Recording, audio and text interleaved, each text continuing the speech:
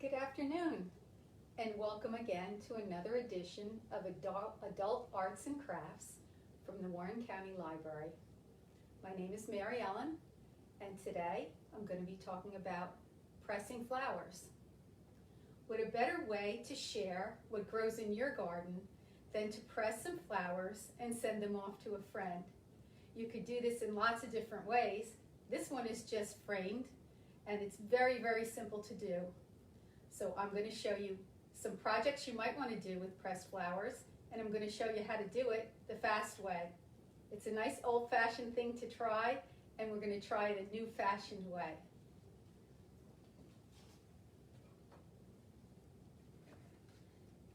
Here's a card made with a pressed flower. This pressed flower is a Betty Pryor rose. The reason I chose the Betty Pryor rose is because it has only 5 petals. You can see that that presses very nicely because it has only 5 petals. If you had a rose with lots of petals, you might want to take that rose apart, petal by petal, press the flowers individually, the petals, and then put it back together, excuse me, as your finished product. This one has a nice little 3-dimensional center, and it pressed very nicely, and it's held onto the card with Mod Podge. Mod Podge is a glue, so it works underneath to glue it onto the paper, and it also works on top to protect it. Something that presses really well are leaves, because leaves are already flat when they're on the plant, and they press really, really well, hold their color, and they're really quite beautiful. I love the little seed pods on this maple. Excuse me for a moment, I'm going to cough.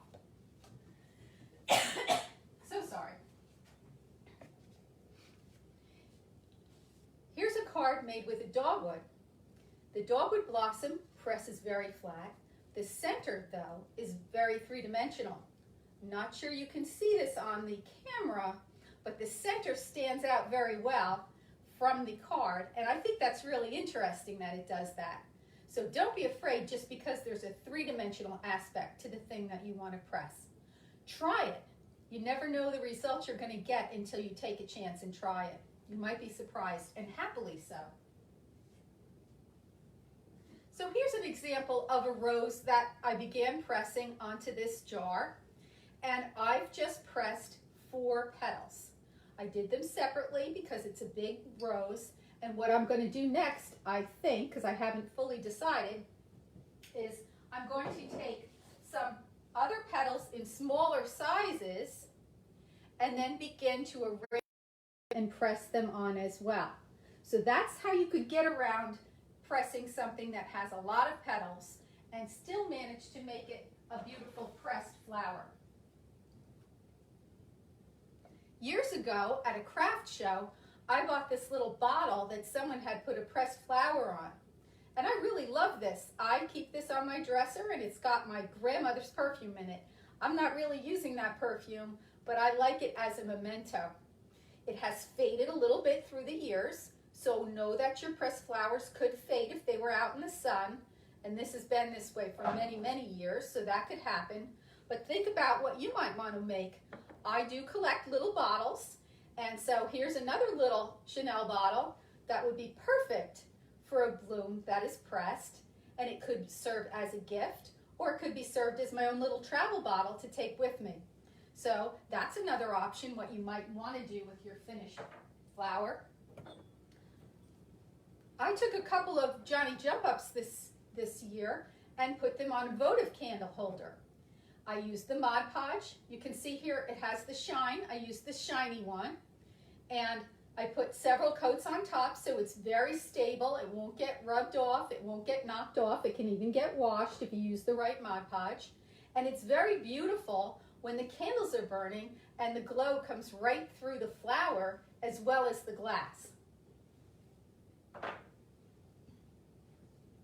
How about a kindness rock with pressed flowers on it? These Potentillas press nice and flat, and there they are, Mod Podged right onto a rock. I tried some UV resin on a leaf, and you can see the UV resin dries really nice, thick, and shiny and clear. So I can now put a pin back on this, and I could wear this as a pin in the fall on a jacket, or I could put a little holder on it and it could become a pendant as well. So there's a thought for a leaf. And the UV resin is a very interesting product. Here's what I use, the Lisa Pavelka Magic Gloss.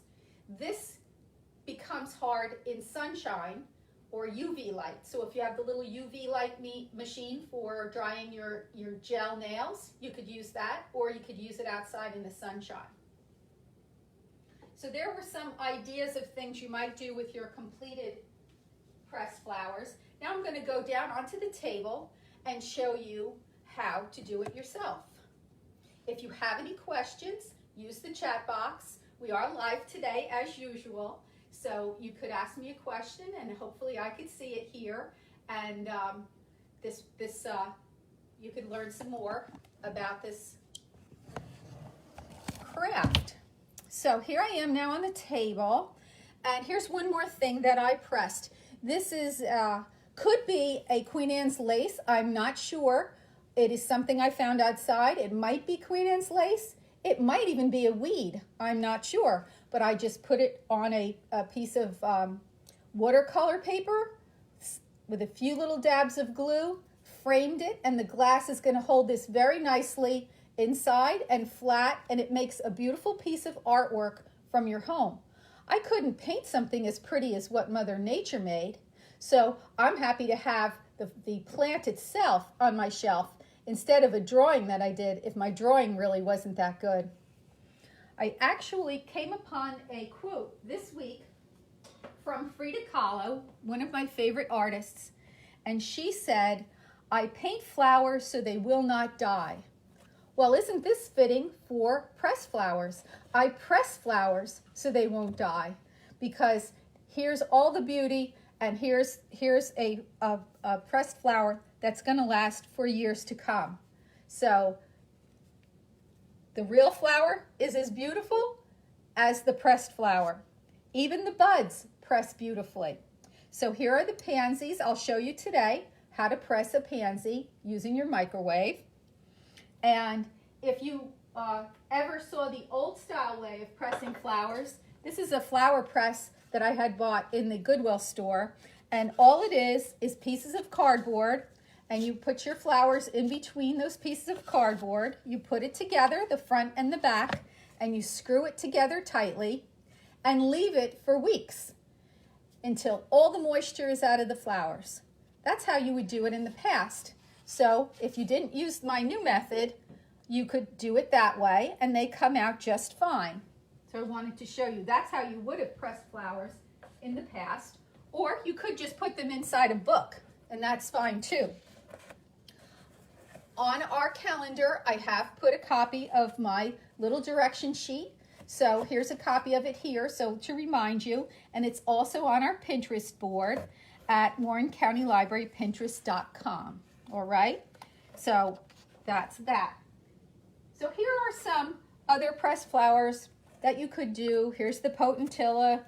Here's the Johnny Jump Ups. Here's some Johnny Jump Ups. I love these because they have different colors, and so they're very, very attractive. And what we're going to press today are the actual pansies that made that pansy card.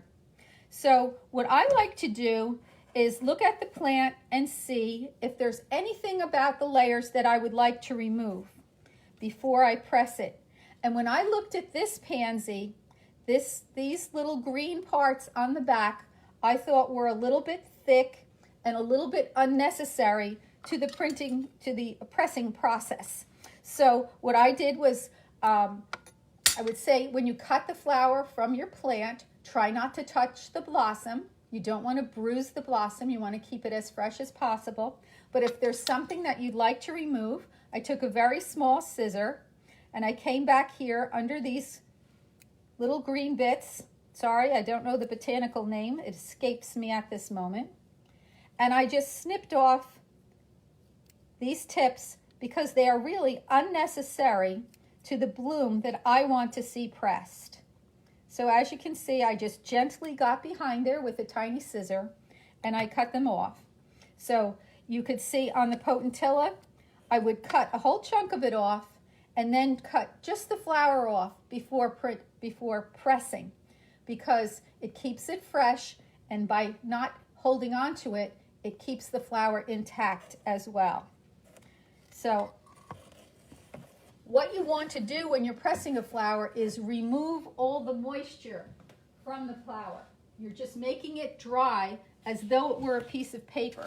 So what I start with, I have 2 tiles from when I tiled the bathroom. You can see they're just a regular tile. You can use any size or shape that you have. And then I layer it with some cardboard. Now this 4 pieces of cardboard that I saved, and I will do the same 4 pieces on this side. We're making a sandwich here. And then I'm going to take this stack of paper towel. I've used the same paper towel over and over again, and so I have a nice thick stack of it, and you can see the stains that are on here from pressing flowers. That's not going to hurt anything at all. Something I do want to mention right now is try to find a paper towel that doesn't have any deep grooves or designs in it, because those designs might transfer themselves to your flowers. I happen to have one roll of paper towel that's very, very flat, and I find this works very well for me. So I kind of keep that roll just for this project, and I don't have to keep, trying to find another roll. So I'm going to look at my flower. I'm going to lay it down flat. There it is. Try not to curl your petals. I think I'll leave the stem as well, because why not? I'm going to try doing one of these. This bud is already spent, but I actually think that might come out very nice, so I'm going to leave it. And I will, let me get some more of these that have already been trimmed. Here's the smaller one that I was doing. Let me take another one of those bits off the back, just so it has a little less to do. Do you see? I lay it down carefully so it is flat. Get rid of that little bit that we don't need. Might as well keep the stem. I might use the stem. Here's another one that I've already trimmed the little green bits off the back. And I'm going to try to place it down carefully. Whoop. Try not to touch it a lot. Directions you see online ask you to use a tweezer, and I actually have a lot of trouble using the tweezer, so I just try to be gentle and use my hand. There's a little bug there. That's not going to bother anybody. I would just leave it alone. It's too small to try to remove. All right, so that's probably enough right now for me to press for you guys. I'm going to take this sandwich, that's just like the other side, and I'm going to lay it right on top. So I've got the tile, the cardboard, the paper towel, the petals inside, and then the same thing on the other side. And what I'm going to do to keep it totally flat while it's in the microwave is I'm going to put some rubber bands around the outside. So I have these nice thick rubber bands.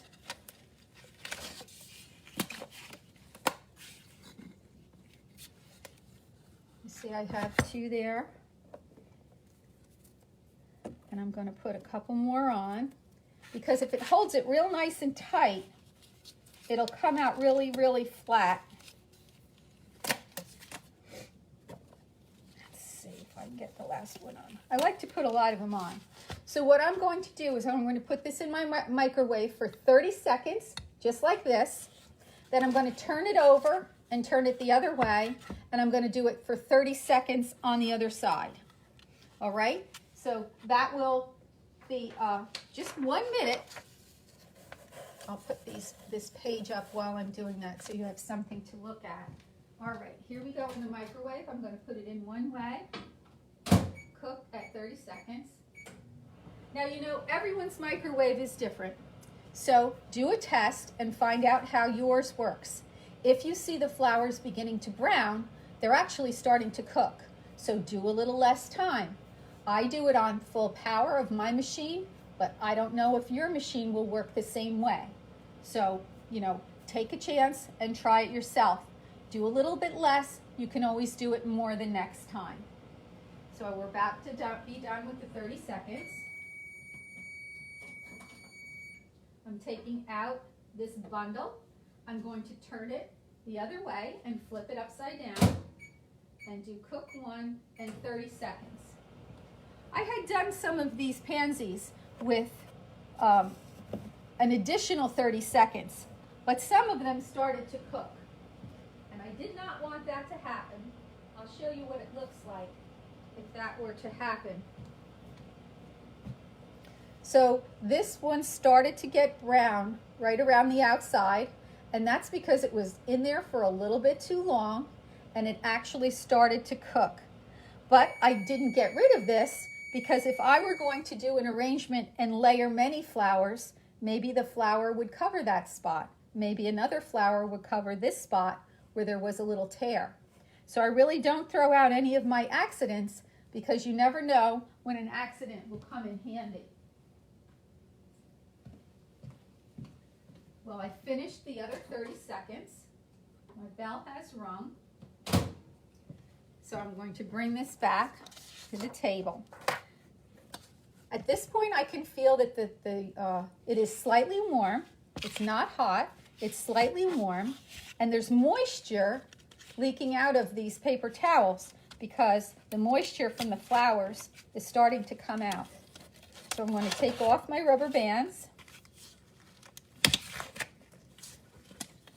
and show you what happened while it was in the microwave. So I'm going to remove that cardboard.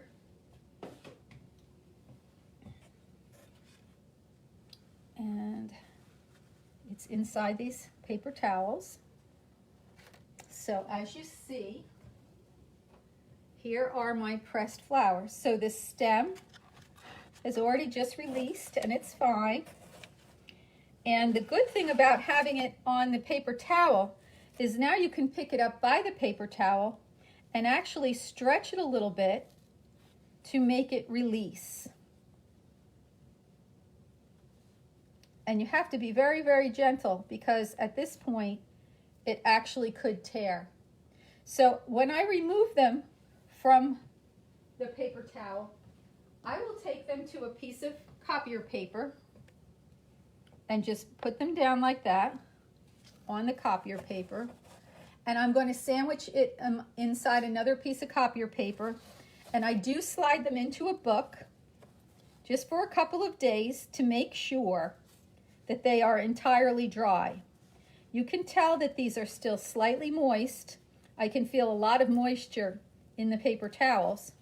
See if I can get this one released so you can see. You see how it's releasing? And I'm going to put it right down on the piece of paper. But this bud came out pretty nice. These are good. Let's see if we can release this guy. Now, sometimes they tear. Sometimes you end up with a missing petal or a hole. But as I said, you can usually find a way to use it somehow in an arrangement. So there, I'm going to put that down as well. So here are the ones that were just cooked, that you saw them get cooked in the microwave. I'm going to separate these so they're not on top of each other. And what I'm going to do is I'm going to put another piece of paper on top of them. You can see I've used the paper before. It has some little specks on it. And I'm going to take this paper and I'm going to put it inside a book. Let me bring the camera back up to me so you can see what I'm talking about. So here is the sandwich with those pieces in it. And I have a nice big book here. And I'm going to find an open spot and put that in. So let me show you what I've got. I have a huge dictionary here. And if you have a big volume, you could then put that paper with those flowers inside a page, inside your volume. If you don't need them right away, leave them for as long as you want. They'll completely dry and be ready for you when you come back looking for them. This is the best way to store your pressed flowers and keep them even. I have tried before putting them loose in an empty carton or a box, and sometimes the humidity in the air might make them curl up again. So and also they might lose some of their color or their texture. Leave them inside a book until it's time. I have a question here from Cynthia. The ceramic tiles, it doesn't really matter. I used the shiny side on top, the ceramic side, just because it was easier for me to hold them. They are there to hold the heat next to the paper towel and the cardboard, because that will suck the moisture right out of the flowers. So the ceramic tile, it could be any kind of tile that you have. It helps if they're very flat. You don't want one that's, got grooves in it or something. But I use the shiny side up just because it's easier for me to hold it, and it's the flatter side too. So I would say to use the flatter side. So inside this volume, I hope that answers you, Cynthia. Inside this volume, if I open a random page, you can see that on this page are a bunch of leaves. So I never know, what I'm gonna find inside this book, but it's a great way to hold on to things that you have pressed for the day that you want to use them. Hoping to open up. Oh, so here's another page full of separate rose petals. So on the day I want to put together a rose picture, I will have them there waiting for me. All right, it says see more. So let me see. No, I think that I answered that well for Cynthia. Does anyone else have any questions? This was really a fun project.